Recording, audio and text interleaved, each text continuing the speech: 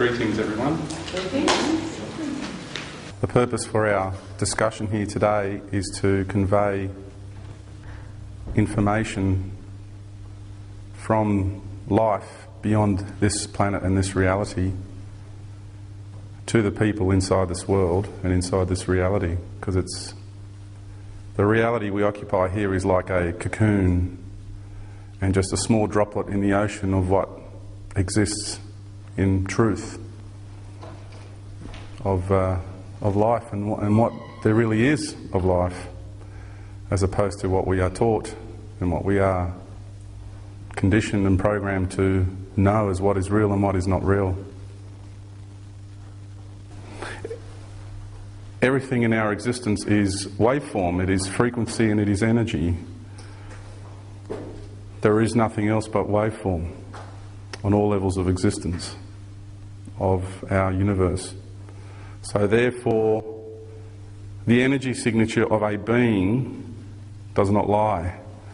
You can sit there and you can intellectually think, oh, I've got this guy covered, I can tell him that, I could tell her this, but the energy you're actually transmitting out of your chakra systems, out of your energy centres, says something else. And a lot of people have the ability, and more rapidly, it's like a snowball effect on this planet at the moment. The people that are embracing the Christed energy, the golden light, their awareness is expanding, and they are now having the ability to sense another person in their presence and what they feel and what they see and what they think. Because it's not, like I said, the logical thinking that we're grasping here. We're grasping the energy signatures of the operational energy signature of that being. Everyone's different. Everyone has their own little energy signature, and each individual being has a whole harmonic series. It's not just one frequency. It's a whole series of harmonics that comes off each and every one. And so, as a child, I was experiencing that quite dramatically.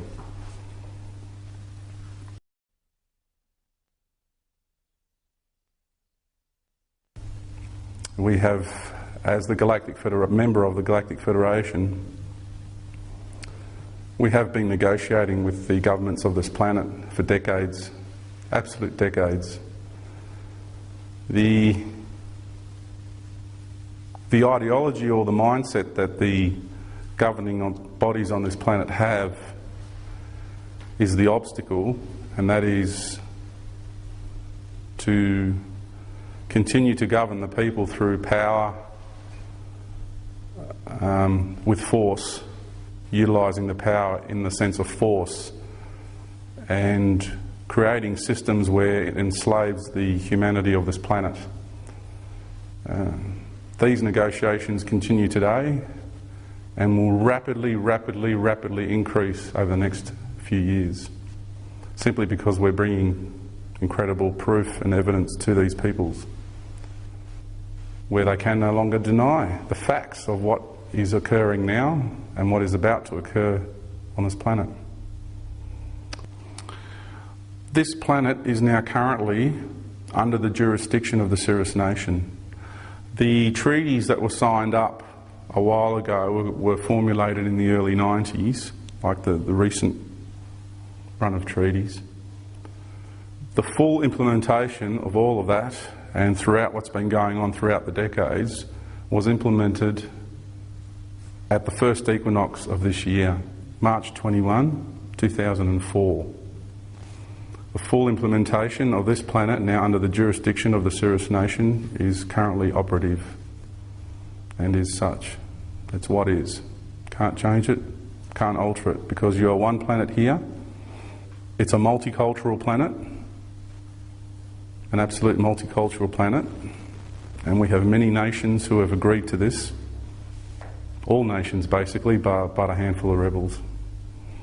So it is not a mystery to anybody else except the general masses on this planet, and maybe their immediate governing bodies, but all the ones that are behind the scenes know exactly what I'm talking about, know exactly what's going on, and are quite pleased to hear some of us, people like myself, coming forward to the general public and beginning to speak about it, because it is one of the most difficult things to do. and they would much rather have someone like me do it than themselves. But that's okay, we will all be pulling together as a team soon, and this information will be coming forward in a big way very soon, simply because we will have no choice. The changes will begin to occur, and we'd rather get this awareness happening before changes occur. It's the not knowing, it's that uncertainty which creates all this fear and all these awful feelings around us. And it's important that we know what's going on. So that's what we're doing. We're feeding you the big picture, so therefore you can start beginning to get a grasp and understand where you fit in the scheme of life and things, so then we can go about releasing that energy of uncertainty out of our being, and we can then operate in an understanding manner, a more peaceful manner. That's what we're doing here.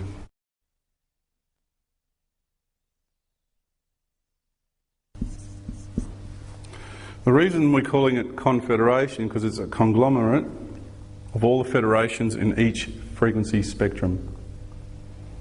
It's been known that the Galactic Confederation is the Council of 12 and has been for some time, but secretly run by the Council of 9. Basically that's what's been going on. Okay? Because the light, with the two expressions of energy, the light was seen to be passive in its own right, and that energy was the one preferred to be utilised for first establishing the Galactic Confederation of Light. Now it's openly run by the Council of 9, by the energy of balance. Okay, so now I'm going through, that was a bit of ancient history on the Confederation. It sits in the star system known as Lyra. Okay. It's pretty much the governing body. It's kind of like the United Nations here on Earth, and it's run in line with the creational hierarchy, with the hierarchical forces of creation.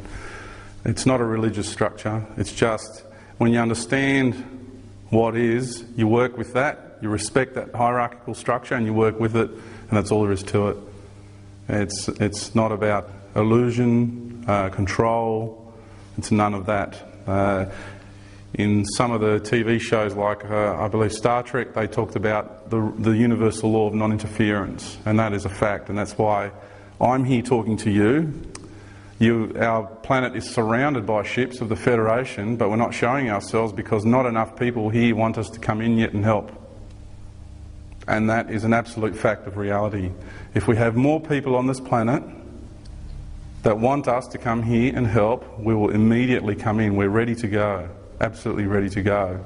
New technologies, everything, restructure the whole planet. We can do it, we've done it many times over. We've restructured entire star systems in many different dimensional realities. We are proficient at this, and it will be done peacefully, calmly, sanely, with the utmost respect of every culture, and that's what we're waiting for. We're negotiating with the authorities on the planet, and it's important that this message gets out, that we start saying, hey, we're coming to the close of a cycle, something's got to give. At the moment, the authorities don't wish to give, so something else is going to give. And we are a fork in the road. We are at a fork in the road. And as a sitting councillor of the Federation and the Syrian Council, I put this message forward to this planet. And it's important that this message gets out, because if we do not come in and start changing the operational frequency of humanity on this planet, then the planet herself as a living being is going to do it herself. And it's not a doomsday prediction, it's just what is. It's the operational frequency of the planet and the planetary systems, and we really need to understand that. It's not sitting here saying you're all going to die, nothing like that. I don't want to enter that energy, okay? It's not about that. It's just understanding the evolutionary processes that are here today at hand and the ones that are rapidly approaching for all of us. It's important that you do that, because it's not about everyone copying it, okay? It's not about that. No, the governments are just puppets. They're just tools that are used to... what it is a handful I've had personal interactions with the one that sits at the top of the tree. I'll just refer to him as the beast. That's it. He's really stubborn.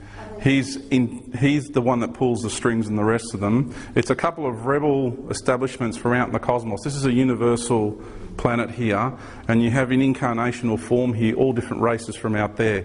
And each celestial management structure out there has a finger in the pie here. And what's happened is the rebel group has gotten it out of control. 6,000 years ago they came to the planet, and it's been out of control ever since. Okay. They're the residual of the Alpha Draconians. We know them as Draconians, hence we have what's called Draconian laws. Also, some of them are known as reptoids or reptilian beings, and that's why you have the big dragon on the Welsh flag. You kind of think, well, what's that? What is that all about? And you have the Chinese that dance to the dragon. Why? Why do they worship the snake and the dragon? It's in the Egyptian culture, part of my culture. And it's a matter of understanding what that's about. And, you know, we're talking about only a handful. Basically, the vast overwhelming majority of life, of all the serpent races out there are now with the light, are beautiful, wondrous, peaceful beings. Okay? The three queens of Orion are serpent beings, and they are Christed beings. Okay? Each one of them. Glorious beings. Okay? And they are here on the planet. And they'll come forward when the time is right. Everyone's here. Okay? And so, yeah, there is a small handful of people that they only know greed and power. And it's timely. I'll bring this out now. This is the philosophy that they operate under. Okay? It's a very important message we get this out and this understanding gets out.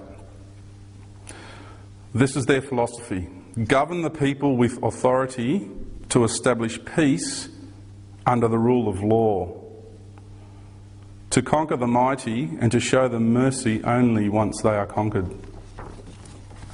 Now that is the philosophy we're talking about. So govern the people to establish peace under the rule of law. So whose laws? What set of laws are we talking about? So what they deem peace is really control. When they have you under their control, under their structure, their rules, their regulations, okay, their operational organisations, that's their version of peace. You are not free. You are nowhere near free. You are not allowed to express yourself. You are enslaved into a system where you must work to survive. And soon we will be out of this survival mode. You will no longer work to have to eat, to have to clothe yourself, to have to put a roof over your head. That will not be a part of our reality in the near future. As a member of the Syrian Council, and I speak with authority here, I will express the energy of authority, and it needs to go out to the authorities of this planet, that will not, and I reiterate, will not be a part of this reality and the way we live and operate in the future. We are no longer slaves to their systems. We will be contributing and nurturing our natural talents to our communities because we will have that want inside of ourselves. We won't live under the energy of competition, of greed, of power, okay, of extreme egos. That will not be part of our existence. That will all be dissolved. That's what all the pain and suffering is that we're going through now, is dissolving that within each and every one of us. All right?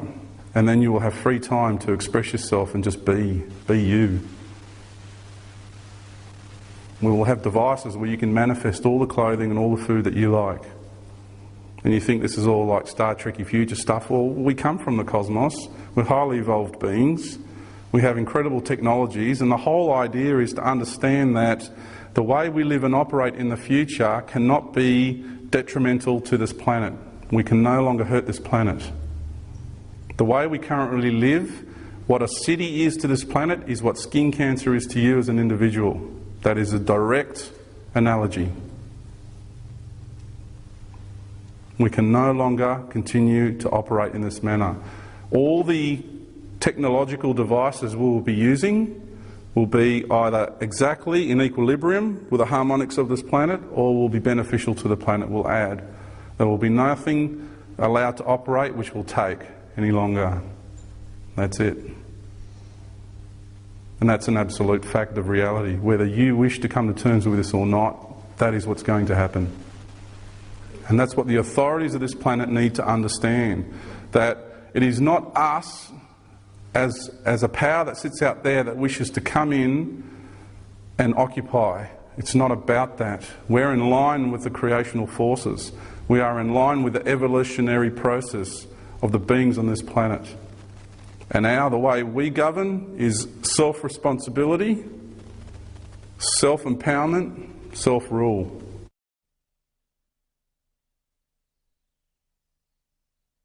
Everything can be reversed if we are allowed to come in with our technologies and implement them, yes. We can minimise the earth changes that are at hand. We're currently operating in a certain mode and we're heading down a certain path. Okay? Now after our break I will put on and some of the people in here are aware of it, the harmonic equation of the grand plan of creation. That is a fact. This is harmonics. This is talking about the cycles of the way the planet revolves around the sun and the sun revolves around the galaxy. You cannot deny that evidence. Okay? Well, you can deny that evidence. We have free will here. Sorry, I'll take that back. But you can live in denial of the truth and the evidence, and then all of a sudden the changes will start to occur, and then it's all going to be a bit too late for a lot of people, isn't it? And that's not what we want to achieve here. We're here saying, hey, we're here, we are ready. Please let us in to start changing things. But to change means they've got to let go of power, you see. And you've got a handful of people that just don't want to let go of that power.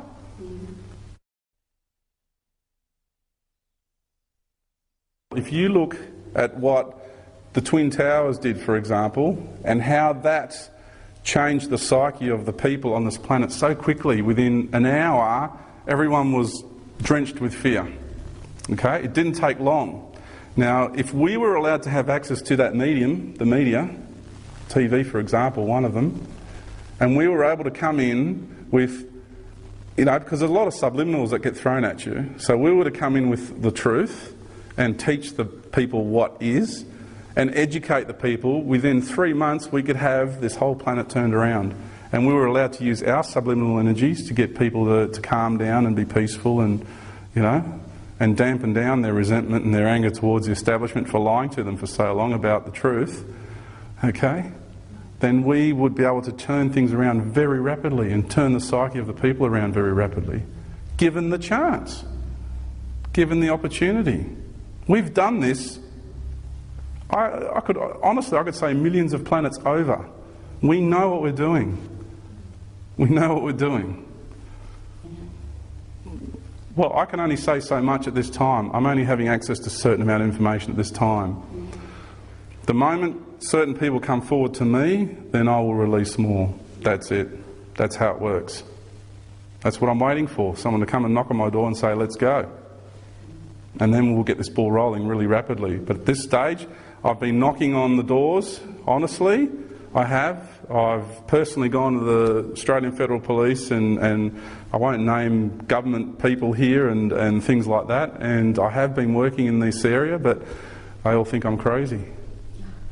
And they want to know. Is it going to take a tidal wave to hit before they start realising what's going to happen? Because we're all individually, as individuals, we're cleansing ourselves, right, as beings. We need to get rid of that negative energy so we can raise our frequency. You can't take it with you, right? You've got to understand the planet is a being. For her to ascend into this higher way of being, she needs to cleanse herself of her negative energy, and that's the way we operate and live on this planet. Well, we're cancer to her. We're hurting her badly. If you had access to see the magnetic grids of this planet, what shape they're in, she's a very sick girl, okay? She's just about to crumble and hit back very soon. We've only got 8.5 years to go till the cycle closes. So it's all got to be said and done before then, and that's fact. And it's a big call what I'm saying here, because there's a lot of people with prophecies throughout the ages and come out with all that. Well, I've got a harmonic equation to prove what I'm saying. We're not just going to throw theoretical hearsay at people. This is what is, and you can't change it. You cannot change or stop this process. Basically, there's a good crop circle design, which is you have one ball there, and you have a larger one here, and another one there. I draw that.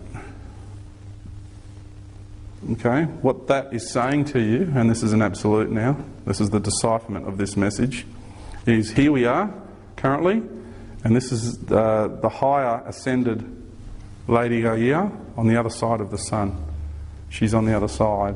The sun, okay, if you look at all the ancient Egyptian stuff, we've got the sun disk utilised everywhere, okay, because we know, and also the true teachings of Jesus and Buddha, that's why they have the big disc behind them, and in the Hindu religions, okay, it's because that sun is the porthole of the Christ consciousness. Okay, it's the energy of balance that comes in and helps manifest everything into existence, okay? That's where all the energy comes in from.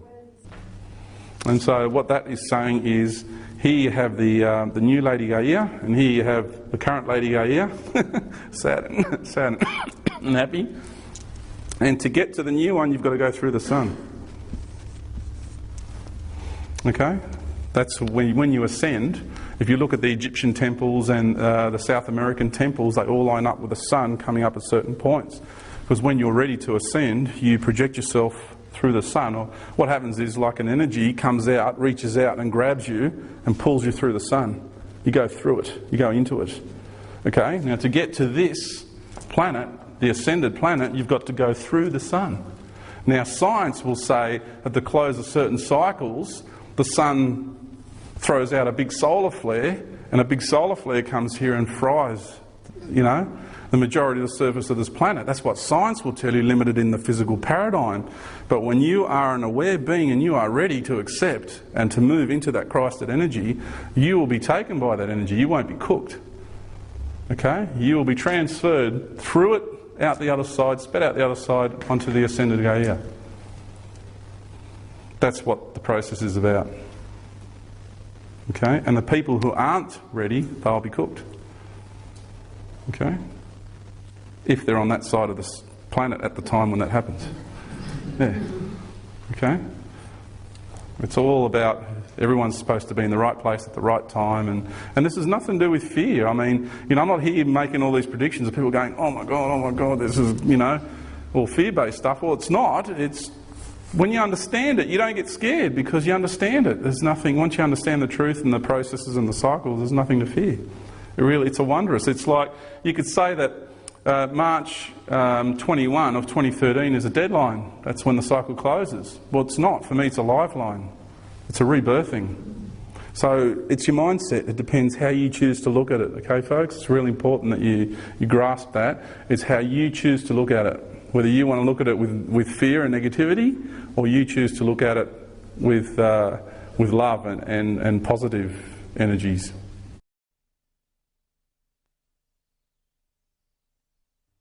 But basically what is, we're interested in what is.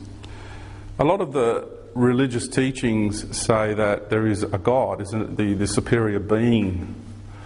And that is true. We are inside a superior being. And then you've got the New Age movement, which speaks of the source. There's only the source, there is no God. Well, that is true as well. They're both right. In truth, what is you take science, which is a very important part. That's the nuts and bolts way of looking at things in our reality. Really just the nuts and bolts of it. And then you take religion, and then you take the cosmos, because we are in an incredible cosmos. You can't ignore that. You can't leave that out. We're part of it. And you gel all three together, and that's what the truth is. They're all right and they're all wrong in certain areas. Okay? Because each one wants to be right and say that the other guy's wrong. That's, you know, the mind games that we play here on the planet. It's the way we're conditioned. It's a competitive type scenario. So you take all three and gel them together, and that's the truth of what is in existence.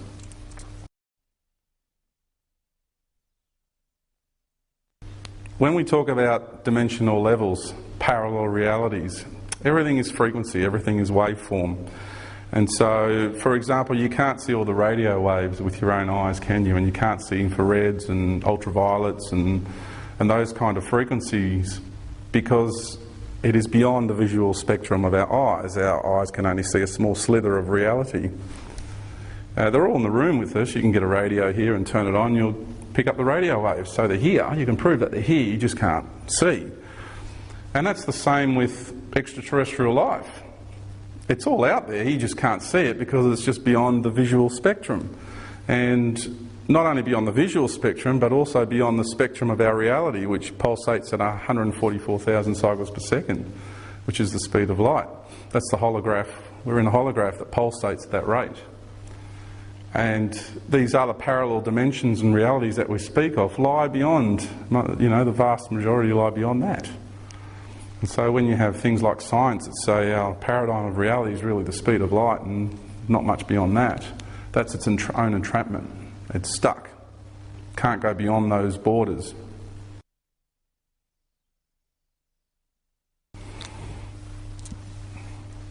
Now, I'll draw, basically the shape of the universe is not a sphere and it's a little bit expanded. It's kind of like a swollen Smartie is probably the best way to explain it. So we'll take that sort of like swollen Smartie and we'll just pull it out a bit, because all the layers of reality are superimposed upon one another. When we talk about the sixth dimension, you don't leave here to go to somewhere else to get there. It's right here with us in the same room. When we talk about the seventh, eighth or ninth dimension, same goes. It's all here in the room with us. It's just another frequency. Your atoms need to oscillate and spin at a different rate, a different frequency. And people who levitate, for example, how can they do that? There's been many reports of people walking through walls. Gee, how do they do that? And I know that sounds a bit mad for conventional train of thought, but that's all very possible if you know how to control your being, your body, and alter its vibrational state to get your own atoms to spin at a different rate. Therefore you can then gel in and out of this reality. The military works with cloaking devices which makes things invisible, and that's quite well known. It's no mystery. That's how they do it. But they use technology to do that. Okay, so the basic structure is up here, and I'm drawing it visually. So as you know, these are all superimposed upon one another. But this is the best way to present it visually for you. And we know, it being a waveform universe, it's basically you have polarity. So you have, cycles. So you can say that's a positive and negative cycle. That's the way we're used to looking at things.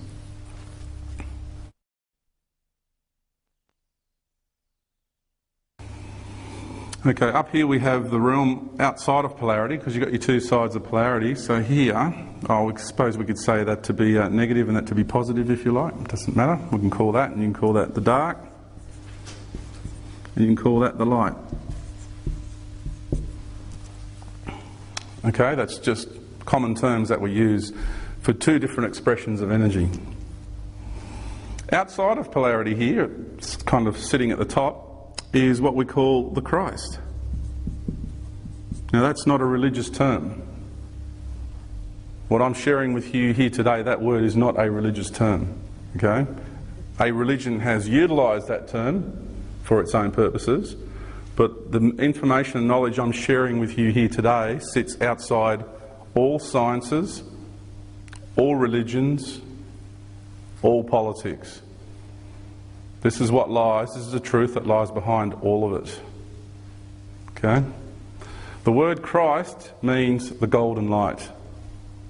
It means Christos in ancient Greek words. It means the energy, the frequency, which is the frequency of balance between the two.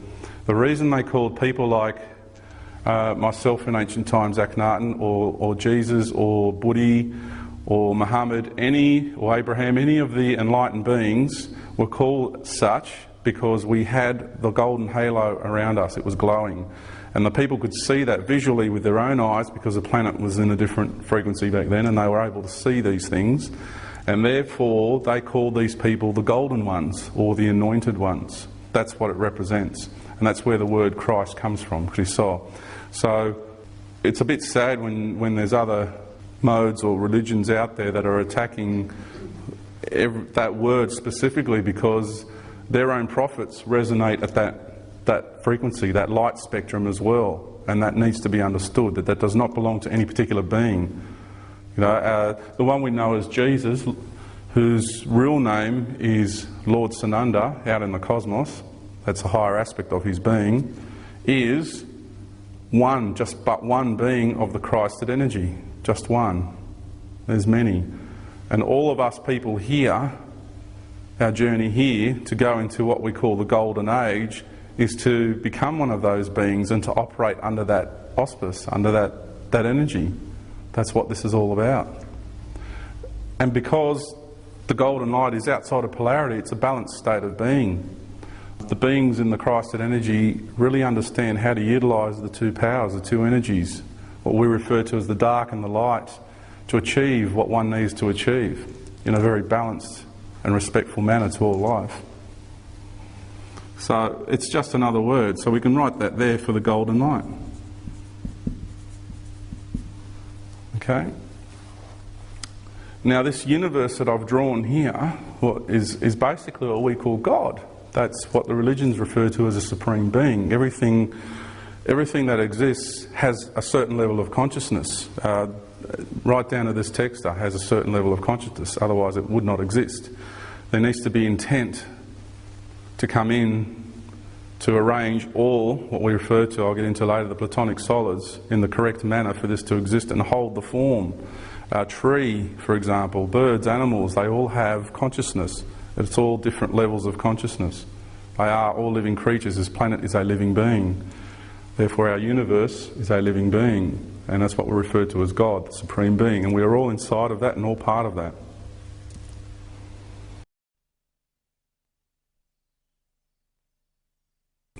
Let's say you go to the 12th dimension, for example.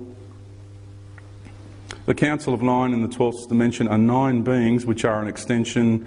You get the main body of Christ, and it's broken itself up into 9 different components. And it's like us as beings have different egos, for example. We have different egos that make up the whole of the expression of the being. So does God. God has broken itself up into different components, and each being from 1 to 9 performs a different function or represents a different function. One might carry wisdom and the other one might be the expression of learning how to function with authority, and the other one might be the teaching of the sciences. And you know, it's all broken up and each one has its own responsibility. And this Council of 9 exists on every dimensional spectrum, each one. The Council of 9 sits there, and it's flanked either side by 2 other councils which I will get to in just a moment. And so for example here you've got 9 beings, here you've got another 9 beings. While these ones are here down in this dimensional level, these ones still exist, but these are a lower aspect. This picture here probably describes it pretty well. This is the picture of the I Am presence and brought to us by Saint Germain. And then you have the higher part of your aspect of your being, your God presence.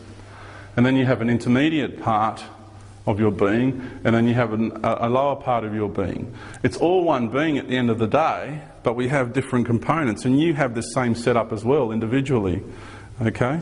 So when I speak of the Council existing in every frequency spectrum, yes, they're all one, but they're different components, that's all. It's just broken down. So you've got each being is specialising in each different frequency spectrum, because if you're only one entity, then you can't be here and there at the same time. You've got to break yourself up into 2 or 3 or 4 so you can occupy those different frequencies at the same time and function properly and effectively. Okay?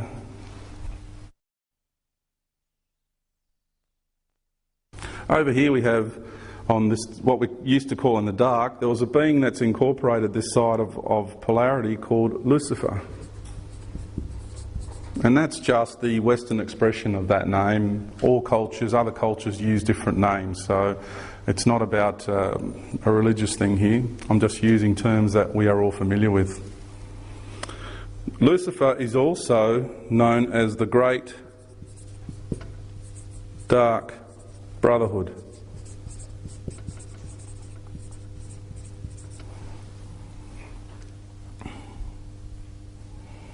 and is also known as the Council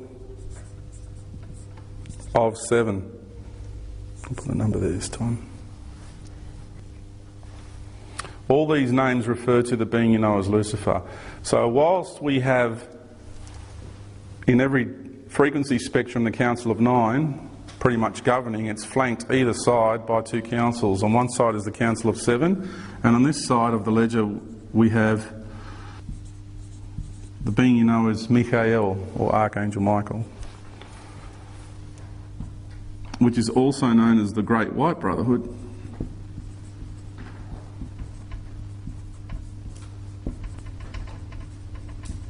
And also known as the Council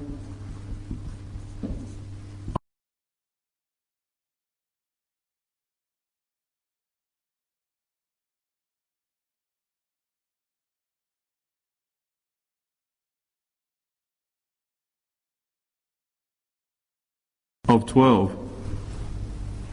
Okay? So in every frequency you have the Council of Nine flanked either side by the Council of Seven and the Council of 12. It's not like here in this reality that we're in on planet Earth we have a set structure and then everything out there is all wishy-washy. It's not the case. It's not like that. There is organisation on every frequency spectrum throughout our creation here, throughout the universe. It needs to be that way.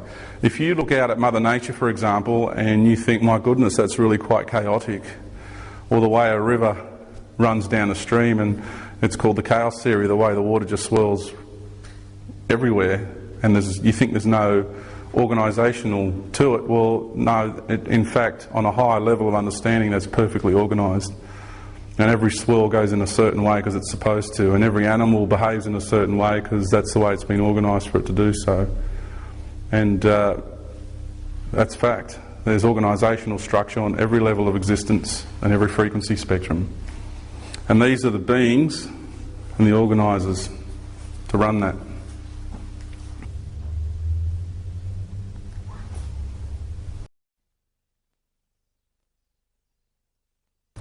What you have here is, on two sides of polarity, they're both white light. What you call here the dark side doesn't mean blackness, okay? Lucifer, the name in itself, means the enlightened one, okay? The illuminated one, okay? What that represents is the energy of the light of knowledge. That is the expression of the white light of knowledge. There are two different kinds of white light that we're talking about here, all right? And this is a very, very critical understanding. The reason it's white light is because it's the entire spectrum. It contains all the information in there. All the colours together make up the white light. Alright? And for the beings that work with black light, they call it, they say, well, that contains all the spectrum in it. Well, black just doesn't reflect. It eats everything up. So it just doesn't reflect back the colours. That's why it has the whole entire spectrum in there, okay? Okay, now on this side of the ledger we have the energy of white light, which is a lot of the New Age movement refers to, and they call it the light of God and all that sort of stuff, is what's known as the white light of conditional love. So that's really important that we understand this. So here you have the white light of knowledge, and on this side of the spectrum we have the white light of conditional love. Conditions apply with that energy. Okay? They're the ones that say, these guys are evil. To be a Christed being, you're outside of that. When you're a Christed entity, you understand that the beings on this side of the ledger are just as loved and adored and important as all the beings on this side of the ledger.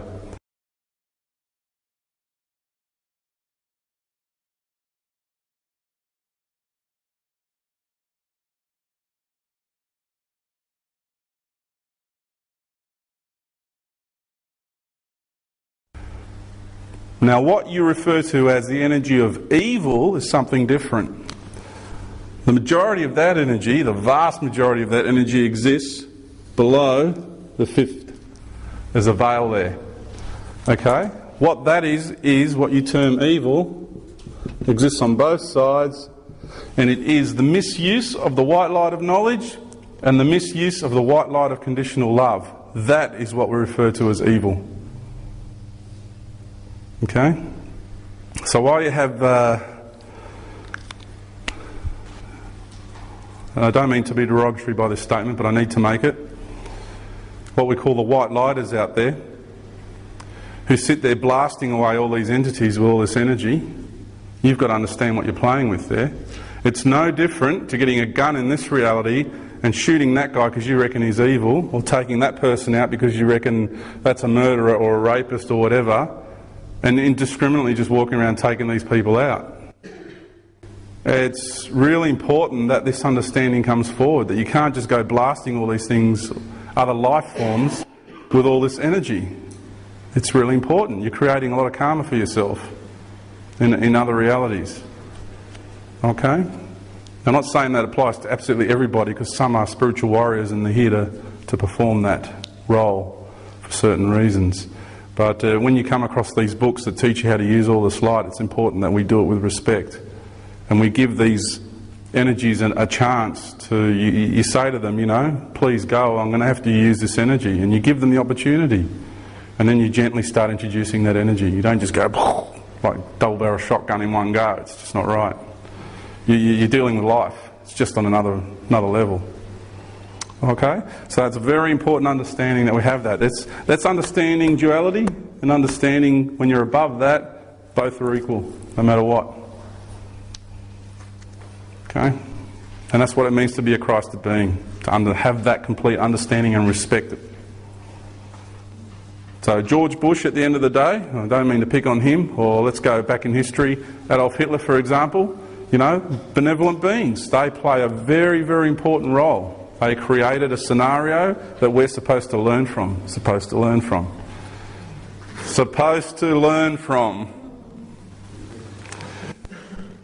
Okay.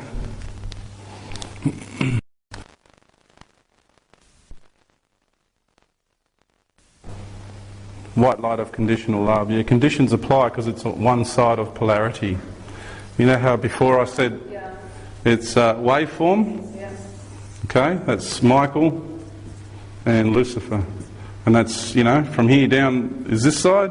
Because you can get the universe too, and you could draw it a different way. So you draw it like that, if you wanted to, and draw that like that, and then you have your waveforms up here, and you have the Christed energy up here. Up here, the spectrum's like this. The frequency's really, really, really, really fast, right? And as you get further down to here, the waveform is slower and more dense. Okay, so on this side you could say is Lucifer, and you can have Michael up here if you like. Or the other way around, doesn't matter. Both spectrums together, unified as one, is what unconditional love is. That's the golden light. Yes. Because we are a fractal of the universe, we are universal embodiment here. So what's important to understand, inside each and every one of you have access, right, and are gaining more and more access all the time.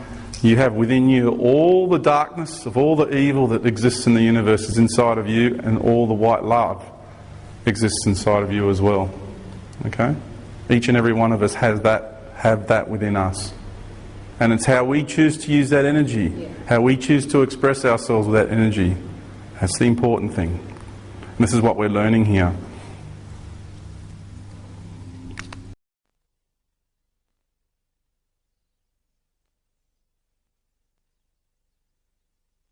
The grand question is, who are we? Where do we all come from? The answer is quite simple, really, at the end of the day, is you are here in the third dimension, and when you get to the seventh dimension and below, there's physical reality. Beyond the seventh, you start to lose physical form and you go into more energy type of ways of existence.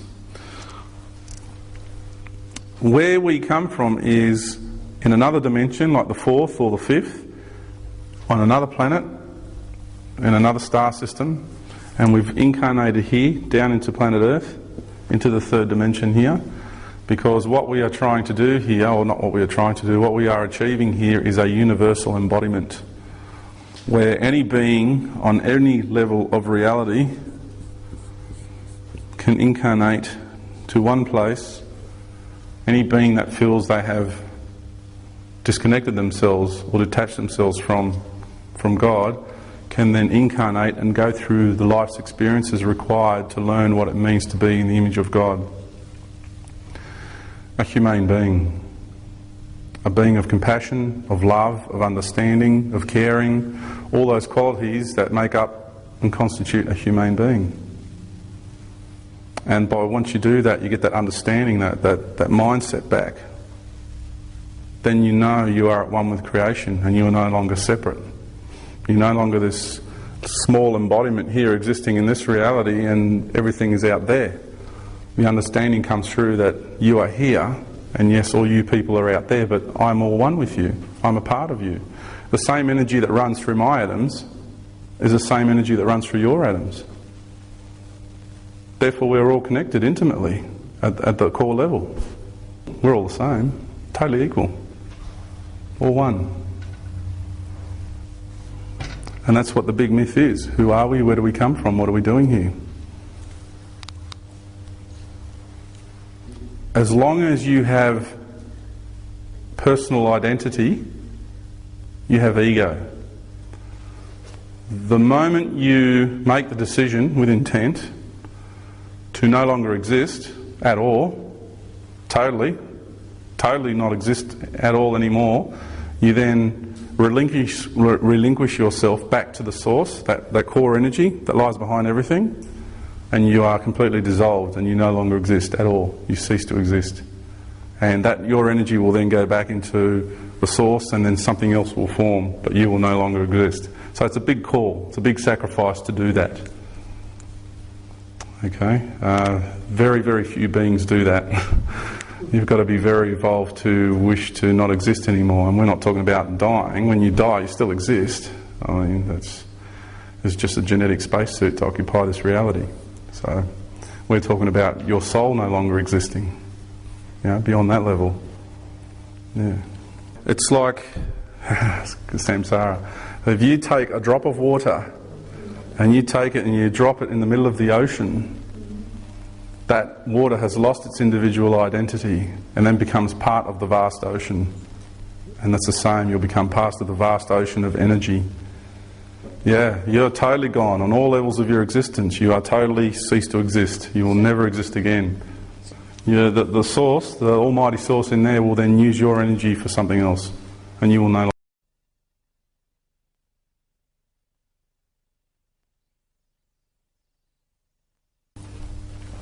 Okay, so this is the universe. This is what we know as creation. When you read books and it talks about all the dimensional levels, this is what refers to as creation. Okay, now we're going to go to the next step. So this is the basic structure of our universe. Like I said, I've taken it and I've just expanded it out to let you understand that it's categorised. Now, just quickly, within each dimensional level, there is an infinite amount of overtones. It's a labyrinth within each one. Okay, we have all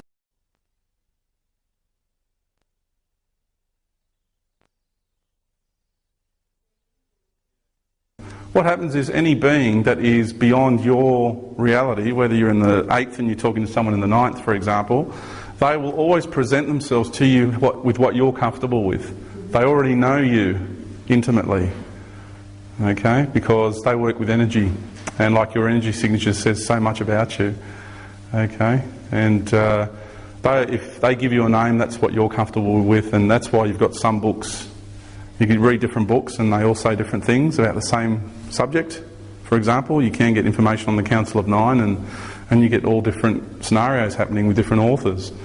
A lot of it overlaps and is true, and then you just got little differences. Well, it's their individual perception and it's how it's been presented to them, and yeah. How we have guides, an example, there's beings, each individual incarnation here on Earth has an entourage around them, so to speak, okay? They monitor you all the time, this entourage. It's a very complicated thing. An incarnation here is not so straightforward and simple. There's a lot of work and preparation that goes into everyone incarnating here in this reality. And so therefore your entourage will present to you information which they know at the time emotionally, mentally, spiritually, where you're at, because if they present you with something that mentally you're not ready with, you're going to freak out. Emotionally you're not ready with, you're going to break down. and that's, yeah, everything gets monitored quite closely and gets presented to you when, you know, at your appropriate level when you're ready. And this is something that I've been working with myself, and, you know, why don't I get this any sooner, and why I'm so frustrated, and, you know, I'm learning patience. Because we'd all like to evolve so quickly, and my goodness, I just went through shingles and all sorts of things because I asked for it. I said I want to metamorphose quicker, so I did. That's it, yeah. These parallel realities really closely align with one another. All right? That's why you talk about the upper astral, the lower astral. What we refer to as the fourth dimension, which is this little spectrum here, okay, we'll refer to that as the fourth. Okay, you have the lower astral, the upper astral. The people like Mr. Edwards, who does his crossing over talks, he talks to people just here, just on the lower bottom of the fourth. Okay, because that's people who have just passed over and they're still very close to this reality and haven't come to terms with actually going beyond that realm yet. They're caught in what's called the lower astral energies. Alright, so that's who they're talking to, just outside this reality in these areas here. Creation is big. It is really big. It is really vast. The life that exists beyond this one is enormous. It's more vast than you can really comprehend, and I'm just talking about this, our universe now.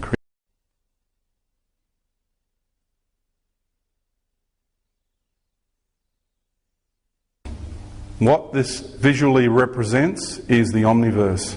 What I showed you, what we refer to as creation, is our universe.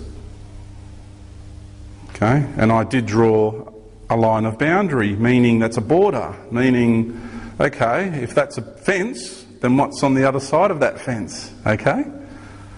Well, this is what lies outside. When you enter the house of Christ and the Christed realm, and you can get your consciousness to shoot all the way to the top outside the spectrum of polarity, and you can get a little bit of a peek outside our universe, this is what you see. This is what's referred to as the omniverse. And what we have here is that grand sphere, or that ball that both science and creation both say everything came out of. The universe we refer to, and we are physically located, right, about here, and we are just one little dot. All those dimensional levels that we referred to before, and we talked about that we know as creation, is just one little speck in the whole grand omniverse. Out here is what we refer to as the source and the grand creation. It's absolutely colossal is the only word I can even come close to. It's enormous, colossal, huge. There just are no words that do it justice. Now I've just put dots there. There's a lot of the New Age movement teaches that there's beyond a certain level of reality there's no form. Okay, the source is just what is, and there's no form and nothing else exists. The energy that runs through all of this is that energy of what is. It's just the source. You can't, it's just raw energy. You can't think about it really, you just can't give it a name, or really, it's just an energy that is. That's totally nameless, genderless, formless, the whole lot. All these other creations majority of them are what have happened before, and some are in the making. I've just drawn dots there because there's forms of existence which my brain does not comprehend. This brain I have here is very limited, and I can only present to you dots. You cannot describe what. When you're up in the higher dimensions, you have full understanding of what you're experiencing. When you come back down into this reality and you try to speak in this third dimension with a brain and a mouth and two eyes, which is made for this reality, it's a very difficult thing. The reason there's gaps, these bands spin at different, some spin that way, some spin that way, depending on the expression required by those universes themselves, the other universes. And there's gaps because some are waiting to be formed. Okay? Creation is big. And in there we call that the grand central universe. So life is far greater and far more wondrous than you ever first thought or imagined. It's huge. And we are part of something that is so great. When you look out there and you look at that cosmos, at how big it is, and you think that's huge, and you feel there's no end to that, and it just goes on and on and on. And you know, once you get a peek outside this universe, then you really, wow, puts things into perspective for you.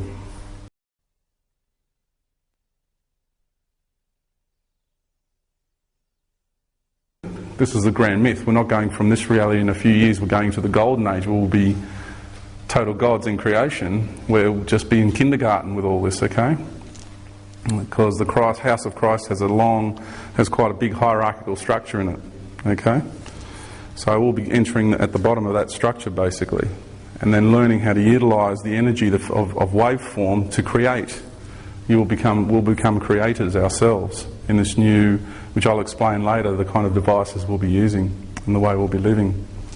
And so once you go through the ranks and you work your way up through all the dimensional levels, eventually, okay, we will be then given the opportunity to go outside magenta and begin our own universe and become a god in our own right. And that's what Thoth is already doing. Thoth had to come back inside. The intent of Thoth had to come back from outside in his own universe, because he's the architect of this universe, Lucifer. Thoth is Lucifer, by the way, okay? And he's got his own other universe happening outside, okay, in the same waveform format as this one. And he's come back in here now at this time and is incarnated here on the planet to help through this process. Okay, so eventually we will graduate through all the dimensional levels of the Christ, and we'll come out the top, pop out the top, and we'll have our own universe in creation, and we'll be our own God. That's the grand plan of creation.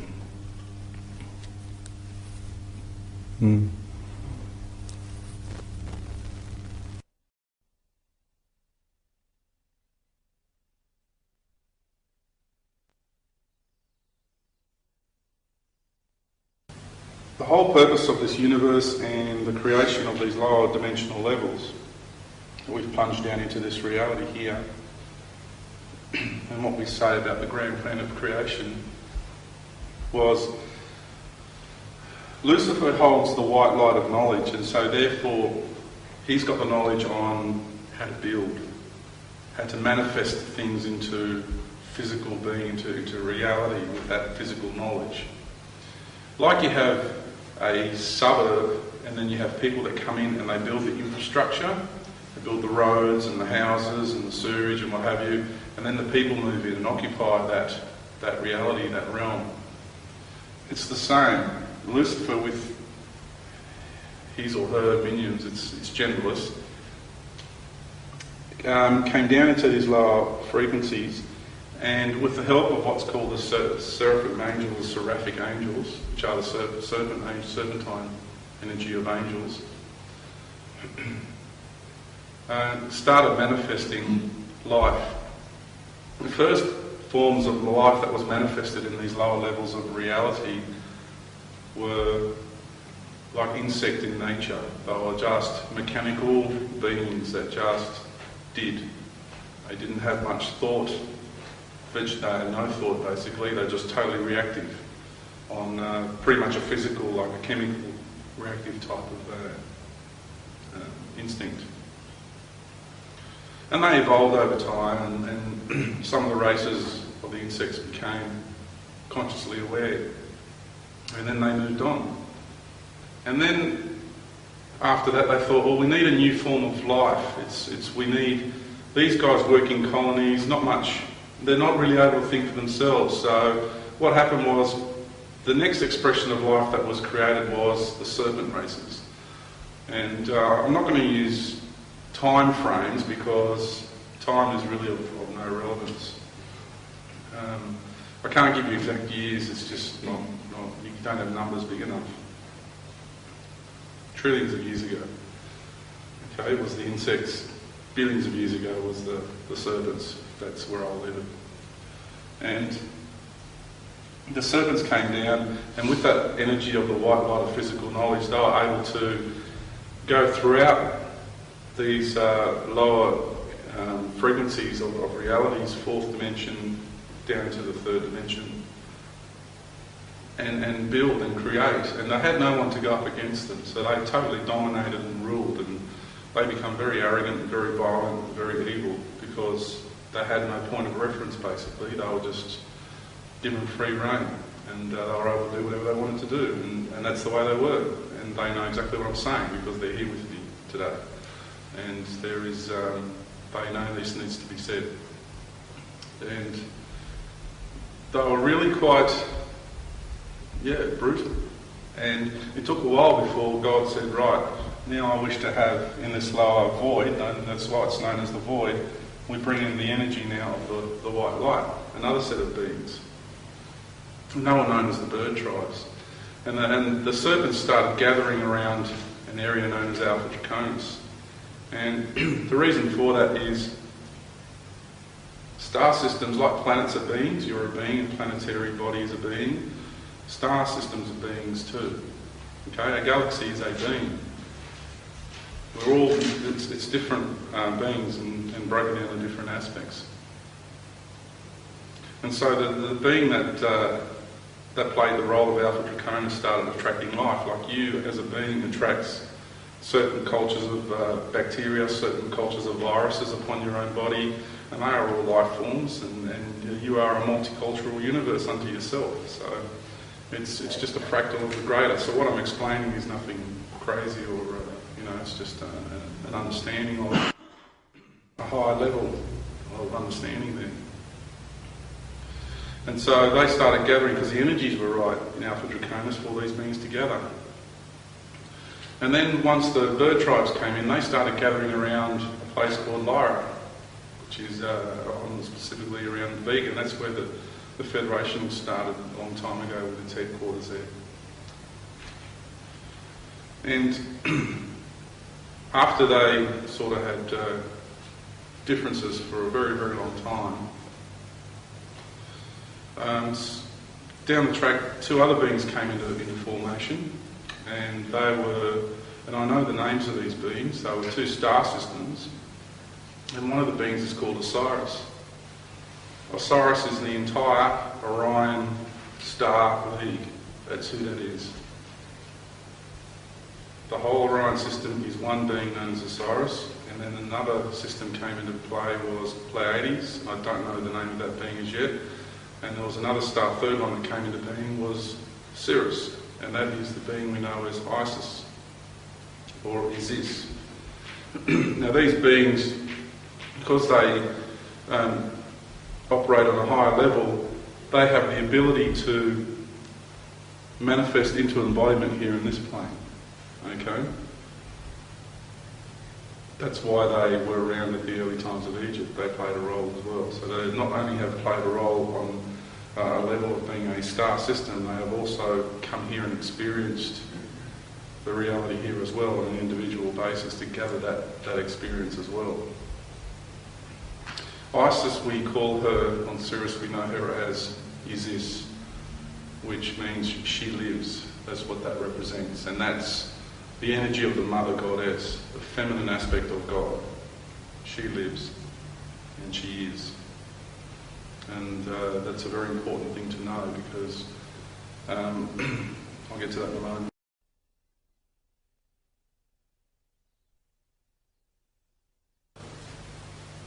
What these serpent races were really all about is their favourite pastime was to genetically create other forms of life. And they did it so they could use these other forms that they would create for their purposes. They were into the energy of control, manipulation, greed, power, ego, on all those sort of attributes, very dominant, aggressive sort of attributes. The bird tribes came into the fray and they hung around the Pleiades star system and they started playing genetically as well. But their angle on creating these genetic forms was slightly different. Their intent was more vanity, beauty, good health, longevity, those sort of attributes. While there were some Pleiadians that created genetic embodiments for slavery purposes, because there was overlapping that occurred, of course. It's not like, you draw a line and one is only that way and one is only that way. There is overlapping that occurs. The overwhelming majority did that for those purposes, okay? It was definitely for the beauty and the longevity and all that. And so what God had reached at a certain point in creation, and he had, in Orion, the serpents found themselves being attracted to that star system because what happens is depending on your molecular structure depends on the rate of the spin of your atom, okay? The energies involved in that star system were just right for the serpent races to create their ultimate genetic embodiment. So the genetic stream that comes out of Orion, the genetic stream in Orion is superior to any other genetic stream in creation for holding the embodiment of the white light of Lucifer, of knowledge. That is the ultimate embodiment for holding that charge of light. Okay. For the bird tribes, they went to the Pleiades. And in there, they found the energies were perfect for creating the physical embodiment which best held and maintained and expressed the charge of the white light of conditional love. There was perfect energies there for creating that embodiment. Okay? And then whilst that was going on, a third nation was coming into the fray, and that was Sirius. And the energies of Sirius are balanced energies. Isis, and the energies of Sirius is pretty much the Christ centre of, it's got a lot of the energy of the Christ in there, but it also holds the energy of the Mother Goddess. So the two main colours of Sirius, as far as spiritual energy go, is gold and silver. Silver is the light of the Mother, and the Christ is the balanced energy, but it has a more masculine flavour to it. But they all serve different purposes.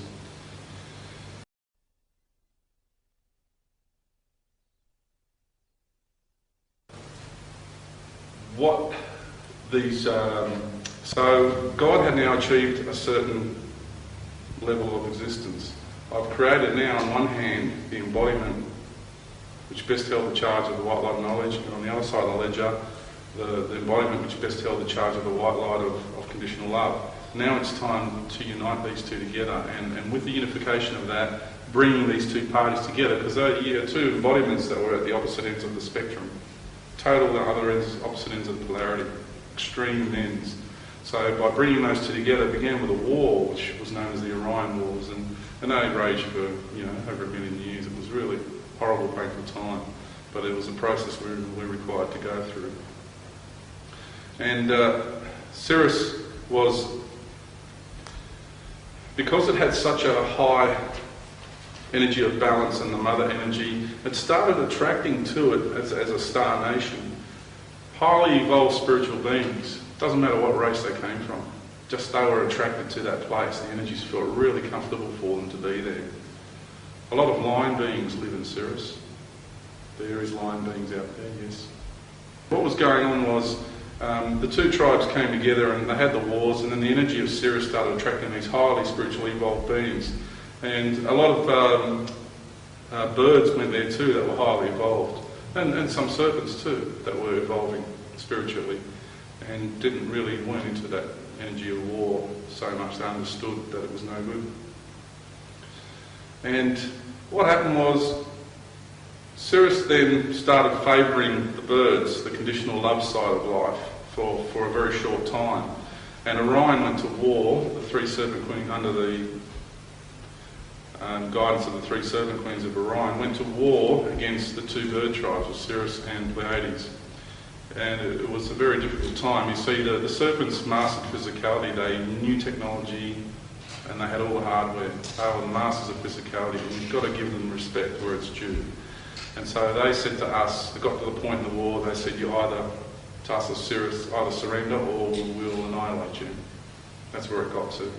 And the king of Sirius, King An, who was a very spiritual being and always working with, in line with the spiritual hierarchy, was told by the beings in the higher plane that if you surrender and it will serve the right purpose down the track. And so he did. He had faith in that. He did. He surrendered.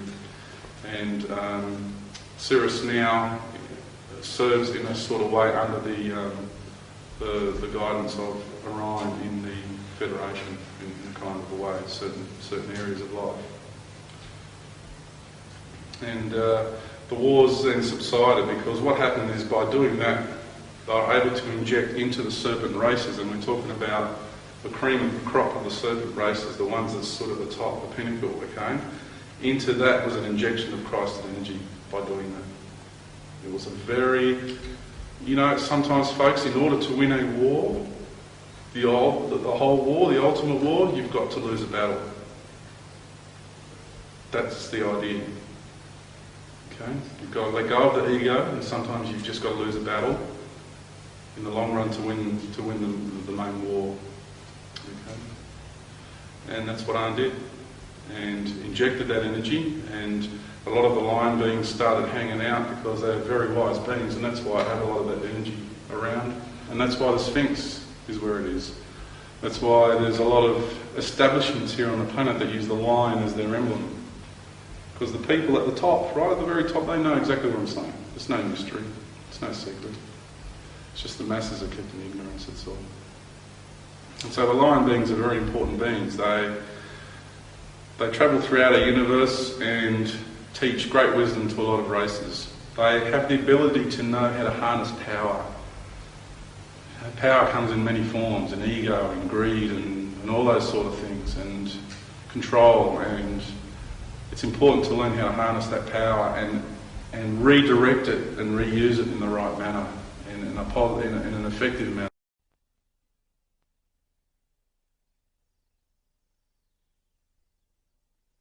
There was a particular being known as the Winged Dragon of Ra. This guy was the leader of the armed forces of Orion, and still is. He's the son of one of the queens of Orion, and was appointed that job, and was really good at it, boy. He then started hanging out, after Cirrus surrendered, started hanging out with lion beings from Cirrus, because he was a power man and they were power beings, and they kind of started hanging out together. And then through a period of time, his relationship with these beings, they taught him great wisdom and said, hey, what do you think it's like to be on the receiving end of your policies, of your decision making? What you term as peace is really control, like I read to you that philosophy before. And it's the same mindset, it's no different, right? And they taught him that you're out there imposing your grand force. We're talking about huge armadas of planetary-sized ships and everything, which just overwhelmed everybody, and saying that they must live under your rules and your regulations, and that's what you deem as peace. You might have peace for a little while, but eventually those people are going to rebel, because they can only put up with that suppression for so long. Okay, it's not freedom, it's just control. And he learned that through them, and he started turning back towards the Creator, and he was, I must say now, he is one of the most important beings in all of creation, and soon on this planet he will be honoured for the being that he is. So will this guy, Lucifer, okay? We've got to get out of this one-eyed perspective that there's only one good side, alright? You've got to understand that these beings will be honoured for the roles that they've played soon on this planet. Now, he turned around and said to the queens one day, when they wanted him to attack a star nation, he said, no, I'm not going to do it. And they just went crazy, how dare you? Because, they're used to, you do what we'll say. And their philosophies their cultural philosophies were, we were here first, we will step on the bird tribes and all these humans, on these beings of light.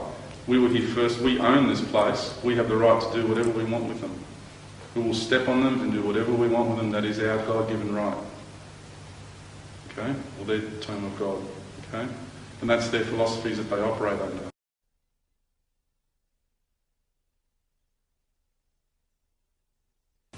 And we have a leader here on this planet that calls himself Son of Star Wars.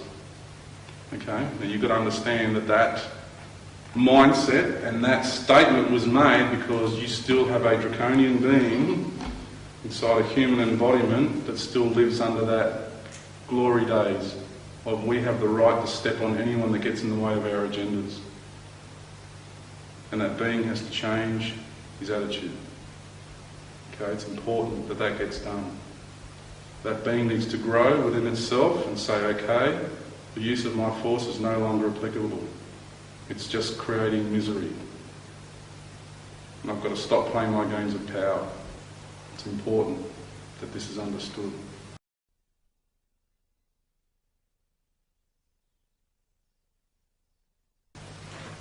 Okay, go back to Ra-Partal. And so he started turning back towards God because he started saying to the Serpent Queen, I'm not going to do it. And they went crazy, and then they turned around to their lineage back to Alpha Draconis, which was the headquarters at the time, running the Serpent Queens of Orion, like their big daddy, so to speak. And he said, no, I'm not going to do it, even to those guys. And they said, well, what's going on here? And he started changing, and he started reconnecting with God and turning towards the light. And that's why they call him the winged dragon of Ra, because Ra is the sun disk, is the Christ consciousness, and he is a dragon who is of the Christ. That's what that name refers to, the winged dragon of the Christ, of Ra. Ra is just another name for Christ.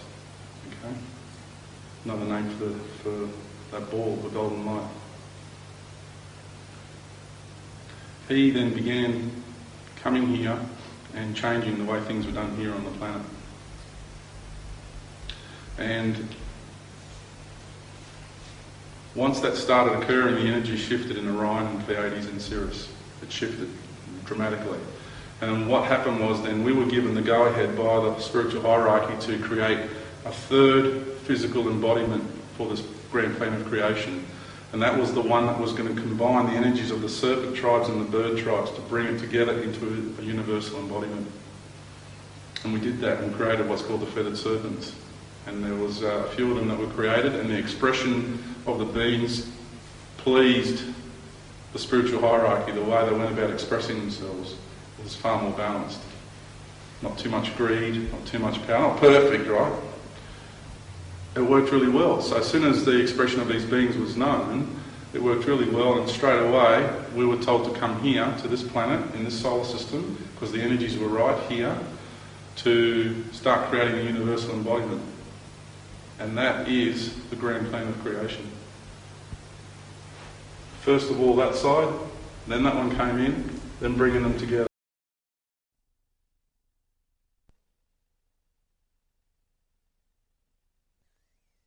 We are on planet Earth, and we're about to, I'm going to go here, in the third, and we're going up to what's called the fifth.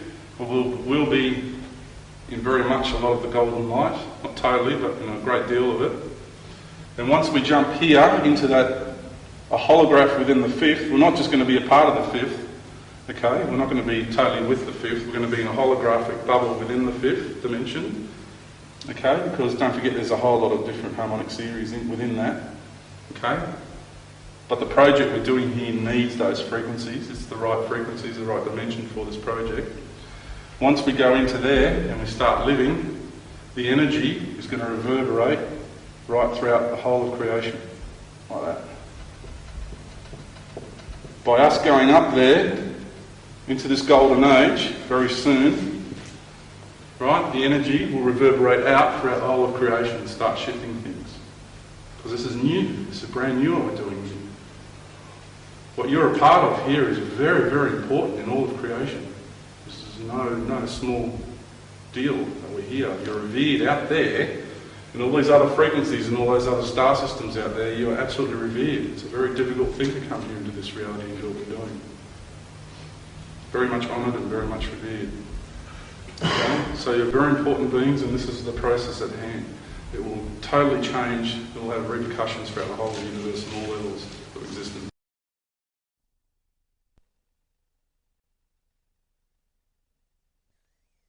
All the experiences, every emotion you feel and all the experiences you feel goes back to your home system, and that information gets transferred to all the people. Okay, they have access to that, your experience here. You're not just here alone and that's it. You're connected still to your home state, your home star nation and your home species.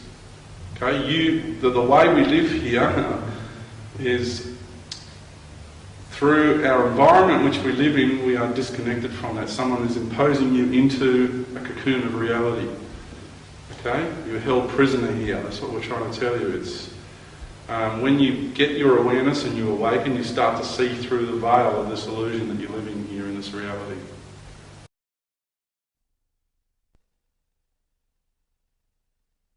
Now, Ra-Pa-Atal comes to this planet, and because he changed his ways, he was given a bit of he was rewarded in a sense.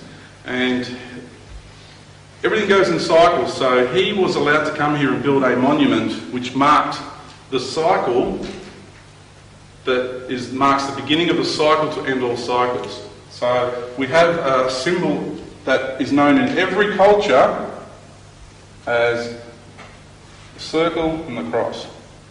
That is well known in every culture. Okay, and this also can be used to say, well, here's a processional cycle.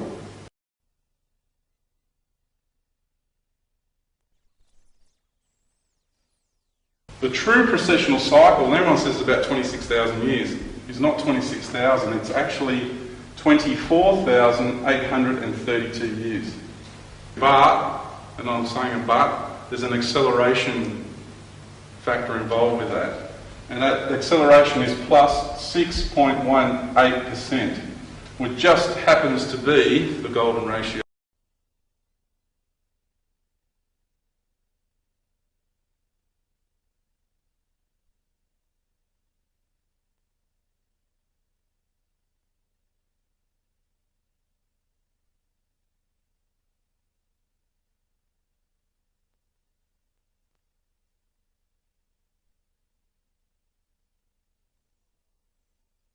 Now, if we mark this as the beginning of the cycle here, this is when the Sphinx was built, okay? The Sphinx was built 24,832 years ago by the being called Ra-Pa-Atal, who is the leader of the armed forces of Orion. He's also known as the Lion King out there, because he's also taken on genetics of the lions as well. He did that for himself. And he's also known as the winged dragon of Ra. Now, he built that with Thoth. Together they built that. Now, the reason they built it in the shape of the lion was to honour the lion beings for the help that they helped him turn around and helped him turn his race of peoples around out of that energy of war to save his peoples and return them back to the energy of God. And it's a monument that represents peace between the serpent tribes and the bird tribes. That's what it represents. It's a monument of peace throughout the whole universe. Very, very important monument. And what it does is it locks in where it sits and the time frame it was built. It actually locks in like a key into the magnetic grid of this planet and pumps harmonics out into the magnetic grids of the two magnetic grids of this planet, the matter grid and the antimatter grid. And how were they built? We can tell you how they were built. Well, it's simple. They just used sound. Frequency. By pumping frequency into the rocks, you change the rate of the spin of those atoms. Therefore, you change their molecular structure. Therefore, you can actually get them to levitate. And this is no mystery. There's Buddhist monks with their big horns that can sit there and they can pick up a big boulder and make it float in the air for you. You can go there and ask them to do it for you. Okay? This is no mystery. Okay? Everything is sound, everything is frequency. All of Nikola Tesla's research was about frequency. That's why all got shelved by the Morgans, because they knew what potential it had, okay? So it's just frequency. They levitate and you can push it with your little pinky after that. Just walk it into position. Then once you get the rock into position, then you blast it with a frequency again to return it to its actual molecular structure. And because they were just slightly pliable as well, they just dropped into position. And that's why you can't get a piece of paper between the rocks either, because once they dropped, as they were dropping, they were also moulding into position. Just ever so slightly. And that's how it works. It's very simple. Built them very, very fast. In no time at all. And no, Khufu did not build the Great Pyramid.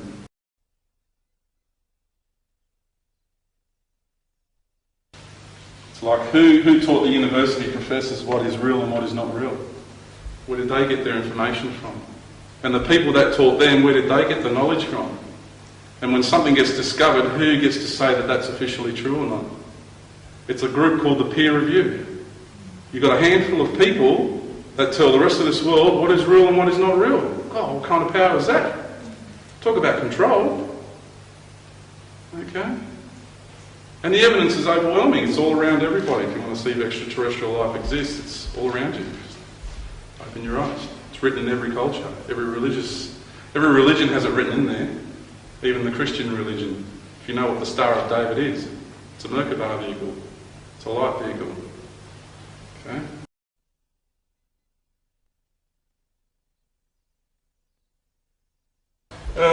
So now we're getting to 24,832 years is a precessional cycle. That also, when we talk about harmonics, we're talking about things having a relationship with one another. So we're breaking out of the mentality of ones and zeros. We're not computers, okay? We're not machines. We are biological entities. And so therefore, you've been conditioned by our society to think of ones and zeros. It either is or it isn't. Okay, when we're talking harmonics, it's not about that. There's give and take on either side. Like when you get to a radio station, you can come off that dial a little bit. You're changing frequency by a fair bit, but you're still picking up the radio station, aren't you? Okay? So it's not like your digital phone compared to your old analog phones. While the signal was weak, you could still manage to have a conversation. Now it just drops out. It's not there. It either is or it isn't. So more and more you're being, compressed into this way of thinking like a machine. Okay? So this harmonic equation has that relationship involved in it. Correlation is the key word. It's also a seated fractal.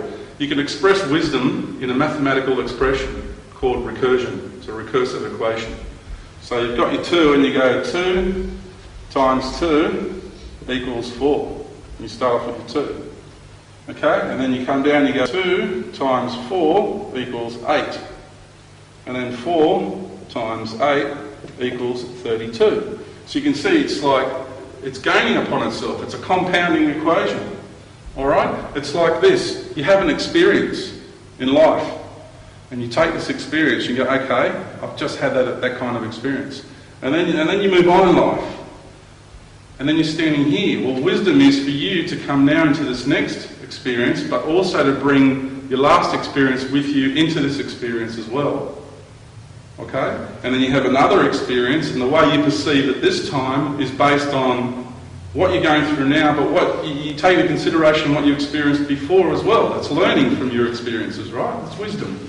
And then you have that, and then you move on again to the next experience. And now you have 2 others that you've had. So you keep growing as you're going along. It's called wisdom. Alright? That's the mathematical expression of wisdom, is a recursive equation.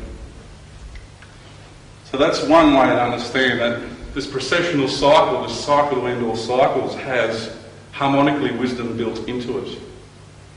For us as universal beings to incarnate on this planet and to gather the wisdom necessary for our souls. The energy is there for us to use that. The harmonics are there. Also, you take the numbers and you go 2 plus 4 plus 8 plus 3 plus 2 equals 19. 19 is a very important number. It's actually a mathematical expression of the goddess feminine energy. Okay, so the energies that we're moving into now is more feminine nurturing energies of creation. We're getting away from that male-dominated bastion type of energy of power, greed, ego, violence, control, all that sort of stuff. It's important that we all understand nurturing energies. It's due. It's well overdue, those energies. Okay, if we take this equation another step, we've gone 4 times 8 equals 32. If we go 8 times 32, all right, equals 256. Now the square root of 256 equals 16. That again is what's called a golden ratio number, golden mean. Now I apologise, I can't go through explaining what that is. There just isn't the time. I urge everybody to look into the golden ratio and the golden mean. When you understand what that is, you will be absolutely amazed. It is the harmonics of everything that exists in life. The shape of leaves, your body, the ratios of your hands to the distance between your eyes, everything's involved in what this is called the golden ratio. So it was imperative that it was involved with this equation.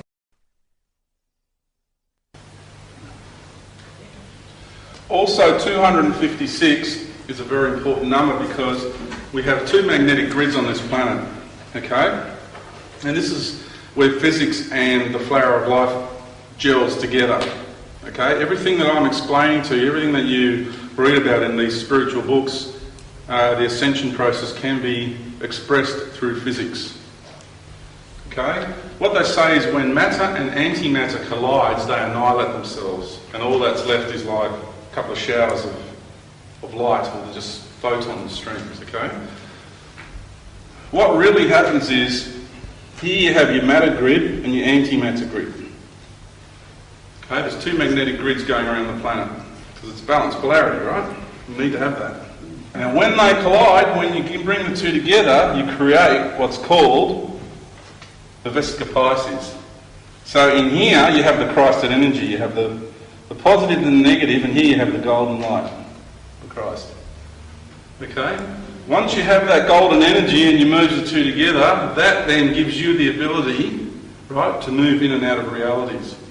So what happens is when matter and antimatter collide, they merge the positive and negative side of polarity and they disappear into another dimension. That's what happens. And that's why they say they take. And that ancient symbol, which is in just about every culture, or ancient culture in the world, this is it. This is explaining that. And that's the ascension process. We will take these two grids within ourselves, we will create the Vesica Pisces, we'll bring the two together, our matter and antimatter magnetic grids within our body embodiments, and we'll be able to merge the two and go off into another reality. Okay? Because you have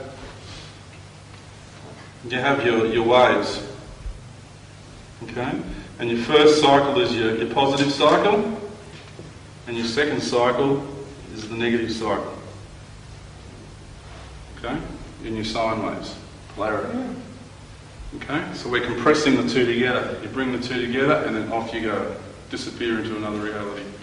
That's basically what happens when matter and antimatter collide.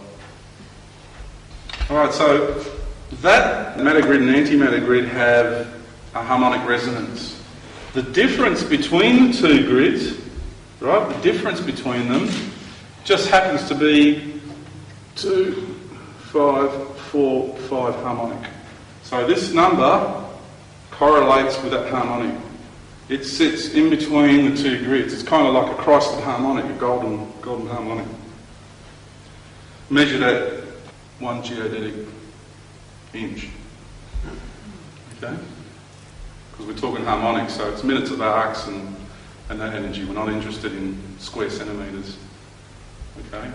We're doing it another type of measurement here. So that shows how important this equation is.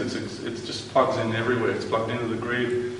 It's showing you the feminine expression of the goddess energy, which is now coming through, and we have the recursive factor here.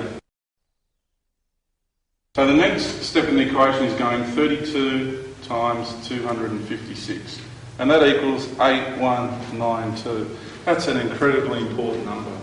Okay, if you put a line down the middle there and you put a couple of little pluses here, you have 911. So it gives you your 911 gateway.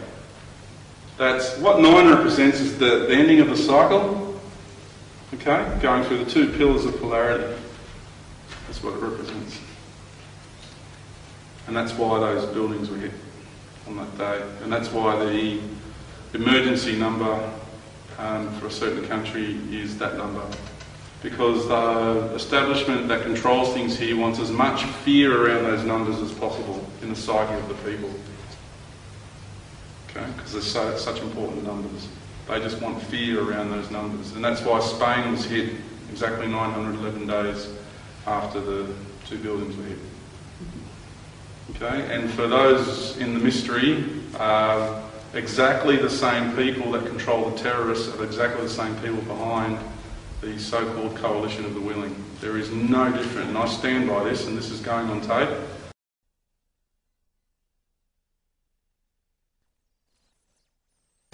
This number also happens to be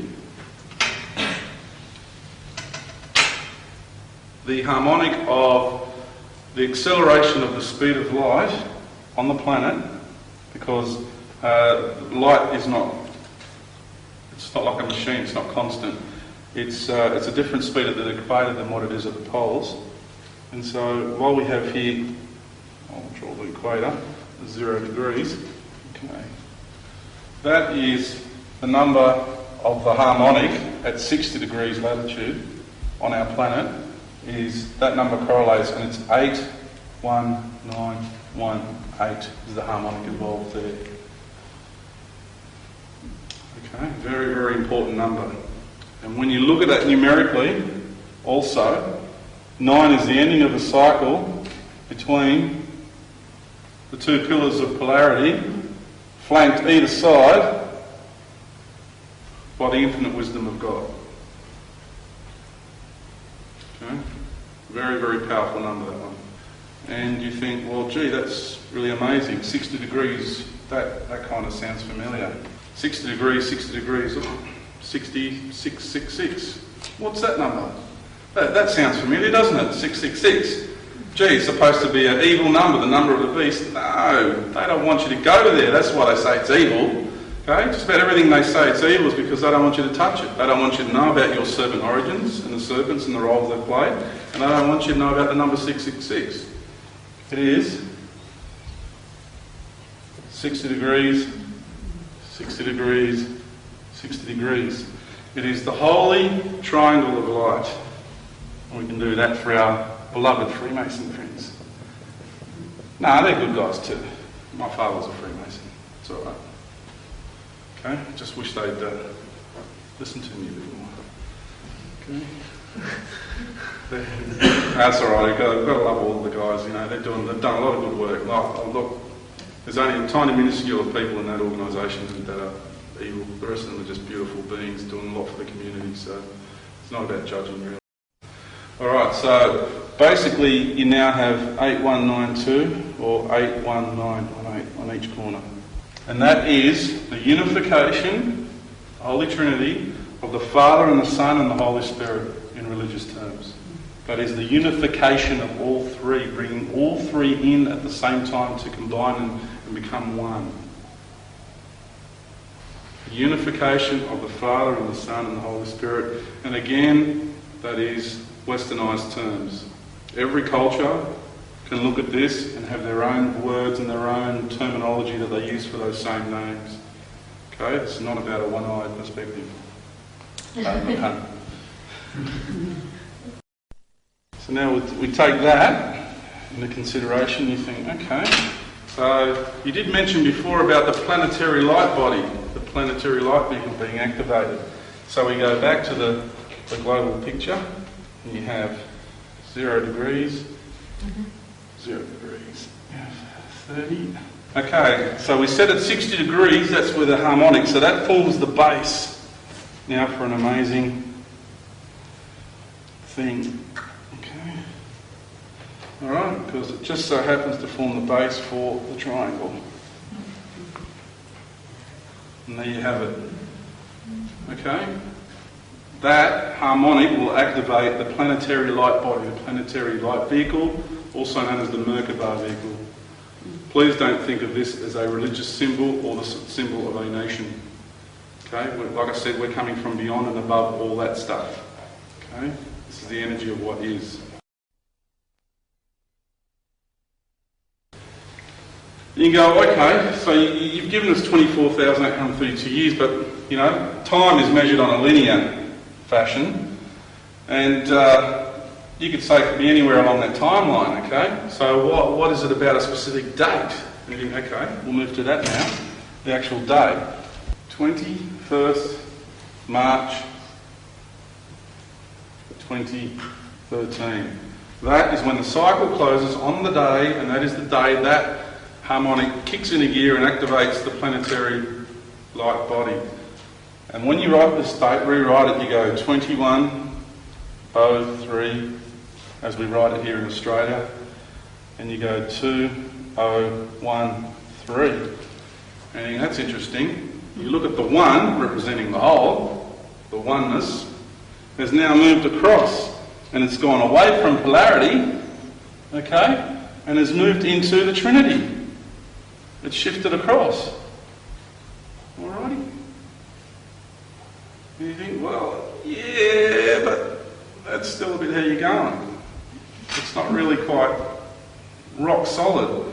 We're dealing with harmonics, and we're dealing with symbolism. Pictures go beyond, they penetrate the veil of this reality, they go into the soul of the being, okay? Every picture tells 1,000 words. It's very important that pictures and pictorial diagrams are used and monuments, very powerfully symbolic because there's mathematical measurements in them and what have you, sacred geometry, and they tell so much, they tell enormous stories, okay? But when you look at it also, you can go 2 plus 1, 2 plus 1, so what that gives us now is 4 groups of 3. Okay, it's important to remember that. We now have 4 groups of 3. 4 groups of 3, so what's the number 4 so important? What we have, everything that makes up this reality that we exist in, and in other realities up until, like I said, the veil of the 7th dimension, where physicality loses itself and you become energy flows, okay, requires the culmination of what we call the 5 platonic solids. Okay? Depending on how you arrange your energy, your gases, your liquids and your masses determines the outcome of what gets manifested into physical reality. Okay, so what we have is what's known as the 5 platonic solids, and we have, the first one we can say is the tetrahedron, okay, which is the energy. And the second one we have is the octahedron, okay, which is the gases. And we have the icosahedron, which is the liquid form. And we have the hexahedron, which is a cube, which represents the masses, the solids. And then we have the dodecahedron, which represents the intent, or the spirit. Okay? And I recommend everybody to look this up, because I can't go spending the time, that's a whole lesson of ours in itself, is to please look that up, because it's very important that you look at the golden ratio and you look at the platonic solids. It'll give you a great understanding of how our reality is put together and the purpose of things existing, like a tree. You know, there's great consciousness that goes behind a tree and its existence and why it looks the way it does and expresses itself the way it does. And then you understand why you do. It's really important. So we had the 4, and you say, but you wrote 5 down, okay? So we'll go back to the circle and the cross again. Okay, and here we can go the tetra, the octal, the hexa, and the icosa can go there. Okay? And you go, well, where does the dodeca sit? Well, that sits right in the middle. The intersection of the cross is what represents the eternal ether. Okay? The eternal flame. So that is the spirit. Or, like I said, dodeca, or the intent. Sits there. Okay? And so the 4 groups of 3 are the 3. So the energy, 81918. Okay? So you have the energy, the gases, the liquids, and the solids, everything that manifests this reality into being, governed by the eternal ether, okay? The eternal spirit of God. On that day of March 21, 2013, will be unified into the golden light, and this reality, this planet and everything on it and in it, will lift up into that 5th dimensional bubble holograph frequency and exist in the golden age, what we call the golden age. But he's coming.